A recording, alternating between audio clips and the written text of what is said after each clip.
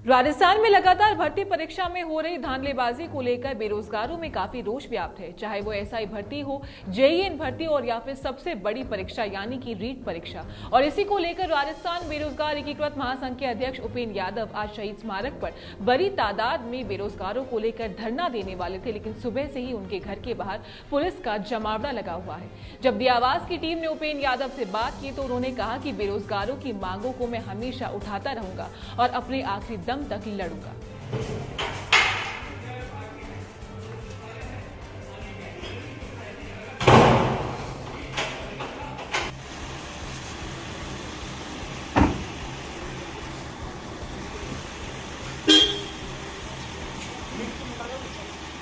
उपेंद्र जी, आज इतना बड़ा धरना प्रदर्शन आप बेरोजगारों की मांगों को लेकर करने वाले थे शहीद स्मारक पर, जो बताया गया था कि 8 से 10 हजार जो बेरोजगार हैं वो आज आपके साथ जुड़ने वाले हैं, लेकिन उससे पहले ही सुबह से आपके घर के बाहर आपकी गिरफ्तारी के लिए पुलिस का पहरा है। क्या ये आंदोलन को दबाने की एक साजिश है? क्या कहेंगे इस बारे में? मेरे को नहीं रोक पाएंगे क्योंकि मैं मरते दम तक संघर्ष करूंगा।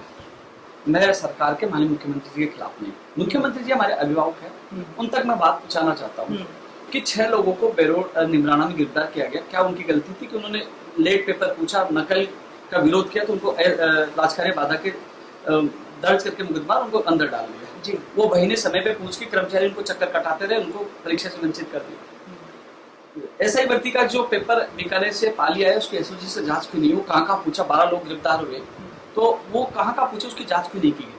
इसके अलावा रीट का जो गंगापुर सिटी में आया है, फिर इसके अलावा सवाई माधोपुर जो पेपर जा रहा है आ रहा है तो वो कहाँ तक पूछा है? क्योंकि जयपुर से पेपर भेजा गया तो कहाँ गया है? तो इसकी एसओजी की जांच हो और सख्त से सख्त कानून बने, गैर जमानती कानून बने।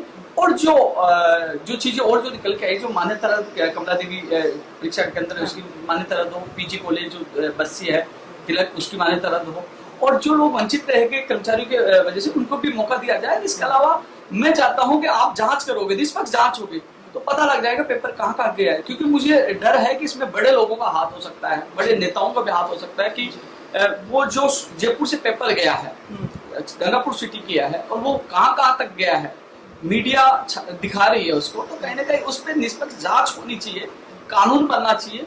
अब मुझे लग रहा है कि युवाओं की आवाज उठाना, उन बहनों के आंसू की आवाज उठाना, उन 6 लोगों निर्दोष को गिरफ्तार किया उनकी आवाज उठाना, एसओजी से जांच की मांग करना, युवा बेरोजगारों को न्याय मिलना है। क्योंकि 130-35 कई अभ्यर्थियों का आ रहे हैं, लेकिन जब वो पेपर हजारों की संख्या में फैल जाएगा तो 130-35 वालों का नंबर नहीं आएगा, 145-50 वालों का ही नंबर आएगा जो 150 लेके आएंगे। क्योंकि पेपर कहाँ तक गया, उनको जेल में डाले, सख्त कानून बने, न्याय मिले। एसआई भर्ती 2021 और रीट वालों को 2021 न्याय मिले, उसकी मैं आवाज उठा रहा हूँ।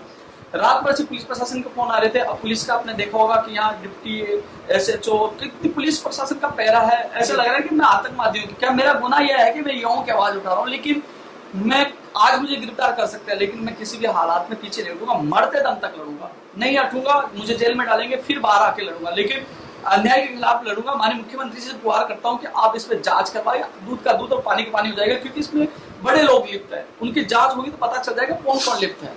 जी उपेंद्र जी, आज जिस तरीके से हम देख सकते हैं यहाँ पे पुलिस सुबह से पहरा दे रही है और आज का जो आंदोलन है क्या वो रद्द होगा? क्या होगा आगे की आपकी रणनीति क्या होगी? देखो, मैं यहाँ से निकलने की कोशिश करूंगा, मैं धरना स्थल पर पहुंचने की कोशिश करूंगा, लेकिन प्रदेश के युवा पहुंच गए हैं।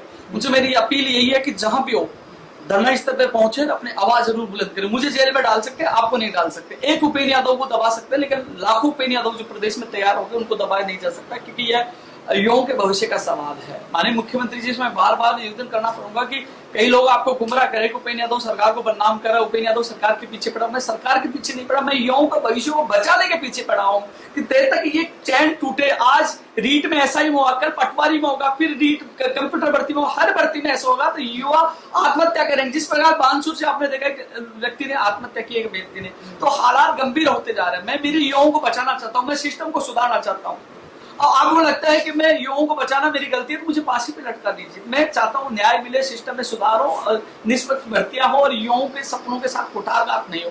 इन सबको लेकर मैं ये नहीं कह रहा, कई लोग कहेंगे उपेंद्र यादव तो भर्ती रद्द करा दो, मैं नहीं कह रहा रद्द करो, लेकिन आप जांच तो करो कम से कम। बीकानेर से पाली पहुंचा, कहाँ का पूछा, पहली बार एसआई भर्ती में वीडियो आया है, ओमार सीट आई है, तो ये क्यों आया, कौन इसमें लिप्त है, कौन सी बड़ी कहेंगे? और इसमें जो रीट वाला जो इतना बड़ा कांड हुआ है, जो पेपर वायरल जो आया है जयपुर से वहां तक पूछा, इसके पीछे किसका हाथ है, किसने भेजा, कौन नेता है, इसकी जांच होनी चाहिए और उनको उम्र कैद की सजा होनी चाहिए और उनके सख्त कानून बनना चाहिए। मैं लगातार मेरी अंतिम सांस तक, चाहे मेरी जान चली जाए, मैं लड़ाई लड़ता रहूंगा।